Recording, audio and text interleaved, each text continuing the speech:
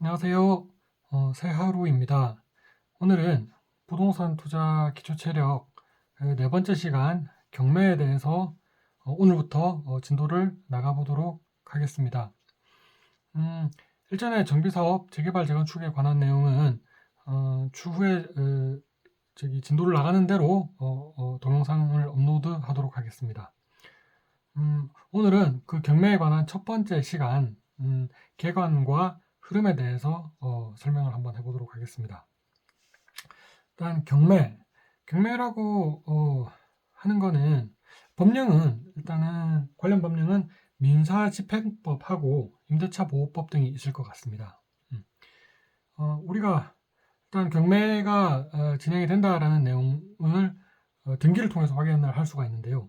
등기는 크게는 이제 표제부, 그리고 갑구, 그리고 을구로 나누어집니다. 갑구는 표제부는 면적이나 주소 같이 이제 건물 현황에 대해서 설명이 되어 있죠. 무슨 동 몇 번지 몇 호 어떤 건물, 뭐 아파트, 다세대 등등 그런 건물의 현황에 대한 설명이 되어 있고요. 그리고 갑구와 을구가 있는데 갑구는 소유권에 관한 사항입니다. 소유권. 이 건물을 누가 가지고 있느냐. 그리고 뭐 가처분 가압류도 여기에 포함이 됩니다. 을구는 소유권 이외의 권리 관계입니다. 저당권이죠. 누가 돈을 빌려줬다라는 내용들이 을구에 들어가게 됩니다. 당연히 그 등기상에는 먼저 기입된 저당권이 우선하겠죠. 저당권뿐만 아니라 먼저 기입된 순서대로 그 권한이 강합니다. 그리고 그 순서가 정리가 체계적으로 되어 있는 게 경매 사이트라고 이해를 하시면 될 것 같습니다. 대부분 이제 유료 경매 사이트는 그런 소유 관계에 대한 순서들을 체계적으로 정리해 놓아서 보기가 편리하게 되어 있을 겁니다. 저당권을 예로 들자면은 첫 번째 이 집에 돈을 빌려준 A라는 은행이 있고, 그리고 추후에 돈을 빌려준 B라는 뭐 저축은행이 있다고 했을 때 당연히 B는 A가 얼마를 빌려줬다는 내용을 등기를 통해서 확인을 하고 내가 그럼에도 받을 수 있겠다 혹은 그럼에도 받지 못할 수 있겠다라는 걸 판단을 하고 들어오기 때문에 권리관계가 후순위로 밀리게 됩니다. A라는 먼저 선순위 저당권이 있기 때문에 뒤에 돈 빌려주는 사람은 당연히 먼저 돈 빌려준 권리관계가 정산이 되고 나서 내가 받겠다라는 내용을 인지를 하고 들어오기 때문에 후순위가 된다고 이해를 하시면 될 것 같습니다. 일반적으로 이제 경매가 나오는 이유는 은행이자죠. 대출금, 근저당권, 그리고 전세금, 전세 보증금을 미상환했을 경우죠. 그리고 세금도 해당이 될 수도 있을 것 같습니다. 세금 못 냈을 경우에. 그리고 돈 빌려준 사람이 강제로 매각할 수도 있을 것이고요. 그렇게 경매가 진행되는 이유가 될 것 같습니다.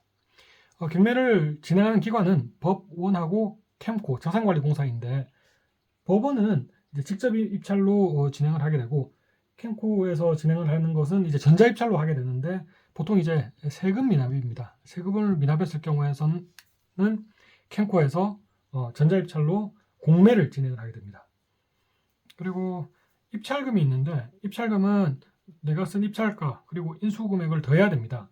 그렇기 때문에 인수금액이 얼마인지 산정이 안 됐다면은 경매를 진행을 하면은 입찰을 참여를 하면은 안 될 것 같습니다.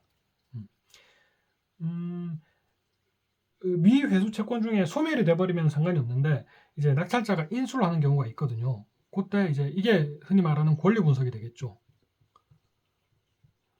내가 얼마를 인수해야 되는지 확실히 판단이 되고 나서 입찰에 참가를 하면 될 것 같습니다. 그리고 만약에 이제 권리 분석이 실패하든지 입찰가 산정이 잘못됐다든지 다른 뭐 기타의 사유로 낙찰을 포기하게 될 경우에는 보증금의 10%를 몰수를 하게 됩니다.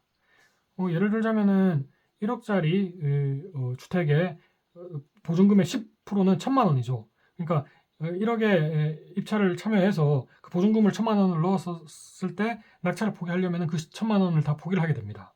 그런데 1억짜리 주택에 예를 들어서 5억을 경매 입찰가로 넣는 경우가 있는데요.